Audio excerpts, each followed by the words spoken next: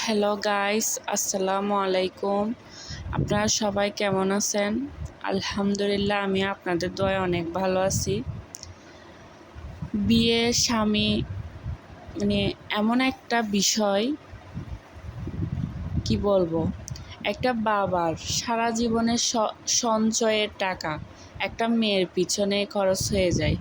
একটা মেয়ের বিয়ের পিছনেই এক নিমিষেই সব কিছু শেষ হয়ে যায়। যাদের মেয়ে আছে, মানে বর্তমান যুগে মেয়েদেরকে বিয়ে দিতে গেলে মা বাবারা অনেক টেনশনে পড়ে যায়, অনেক চিন্তায় পড়ে যায়। মানে কী করবে, কিভাবে বিয়ে দিবে, কিভাবে সব কিছু অ্যারেঞ্জ করবে। এখন তো আবার আমাদের বাংলাদেশে এটা একটা ট্রেন্ড হয়ে গেছে যে একটা বিয়েতে 1000 মানুষের আয়োজন করতে হবে, ফার্নিচার দিতে হবে, আবার বোন থাকলে বোনের জামাইকে আংটি দিতে হবে, মেয়েকে স্বর্ণ দিতে হবে। আরও এক সপ্তাহ ধরে, বিয়ের পর এক সপ্তাহ ধরে বিভিন্ন জিনিস পাঠাতেই হয়।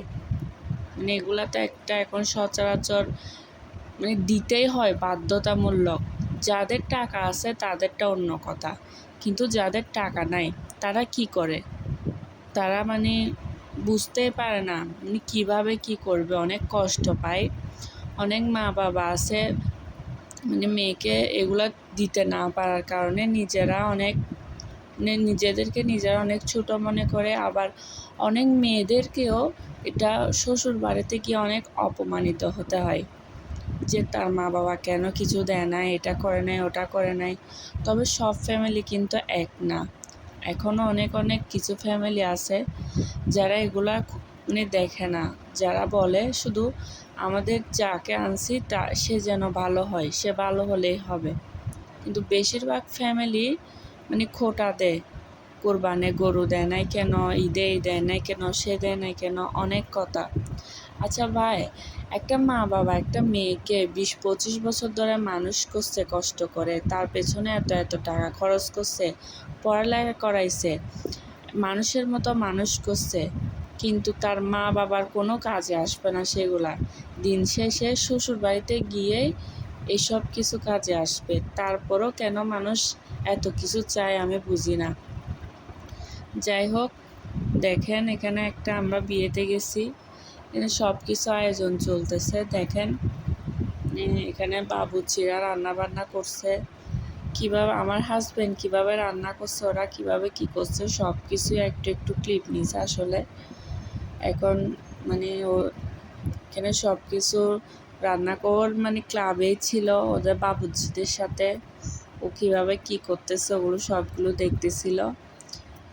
ওদের সাথে নাকি মানুষ থাকতে হয়, না হলে নাকি বাবুর্চিরা নাকি অনেক কিছুই সরাই ফেলে জিনিস, তাই ওখানে মানুষজন থাকতে হয়। দেখেন সব কিছু শেষ হওয়ার পরে এখন বিদায়ের সময়। আসলে একটা মেয়ে যে বিদায়ের সময় কতটা কষ্ট পায় সেটা একমাত্র একটা মেয়েই বুঝে, অন্য কারো দ্বারা সেটা সম্ভব না। ও এমনভাবে কান্না করতেছিল, আসলে কান্না করাটাই স্বাভাবিক। নতুন একটা জায়গায় যাওয়া, ওখানে অ্যাডজাস্ট করা, ওখানের মানুষদের সাথে মিশা, অনেক কষ্ট হয়ে যায় আসলে। আপনি সব কিছুই বুঝতে পারবেন, কিন্তু মানুষের মন বোঝাটা আসলেই কঠিন ব্যাপার। কখন কে কী ভাবতেছে, কি বলতেছে আসলে বোঝাই যায় না। আপনার সামনে একরকম, পেছনে গিয়ে আর একরকম। শ্বশুর বাড়িতে আসলে এগুলা হয়, এগুলা স্বাভাবিক।